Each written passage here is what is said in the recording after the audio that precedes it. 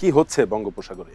এই থার্মাল ম্যাপে দেখা যাচ্ছে খুব কাছাকাছি দুটো লঘুচাপ অঞ্চল, একটি আন্দামান সাগরে মালাক্কা প্রণালী অঞ্চলে, আরেকটি বঙ্গোপসাগরের দক্ষিণ পশ্চিম পাশে শ্রীলঙ্কা ও দক্ষিণ ভারত অঞ্চলে।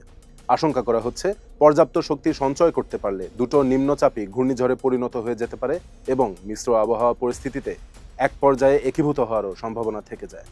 মালাক্কা প্রণালীর নিম্নচাপ উত্তর পশ্চিম দিকে অগ্রসর হয়ে ৪৮ ঘন্টার মধ্যে ঘূর্ণিঝড়ে পরিণত হতে পারে সুমাত্রার নর্দার্ন টিপে এসে। হতে পারলে তার নাম হবে ঘূর্ণিঝড় সেনিয়ার।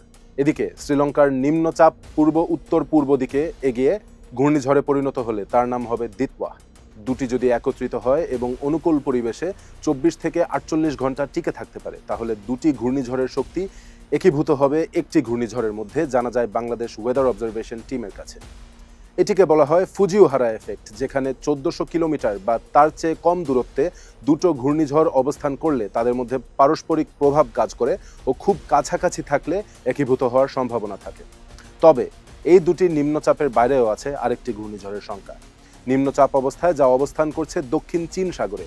আন্দামান ও দক্ষিণ চীন সাগরের সিস্টেমগুলো একটি অক্ষরেখা দ্বারা যুক্ত, যে কারণে দক্ষিণ চীন সাগরের সম্ভাব্য ঘূর্ণিঝড়ের ফুল এফেক্ট থাকতে পারে আন্দামান সাগরের নিম্নচাপে বা সম্ভাব্য ঘূর্ণিঝড়ের উপর। বাংলাদেশ ওয়েদার অবজারভেশন টিম জানায়, শ্রীলঙ্কা ও আন্দামানের ঘূর্ণিঝড় যদি একে অপরকে টানতে পারে, তবে তা দক্ষিণ মধ্য বঙ্গোপসাগরে একীভূত হয়ে আঘাত হানতে পারে বাংলাদেশের দক্ষিণ উপকূলে।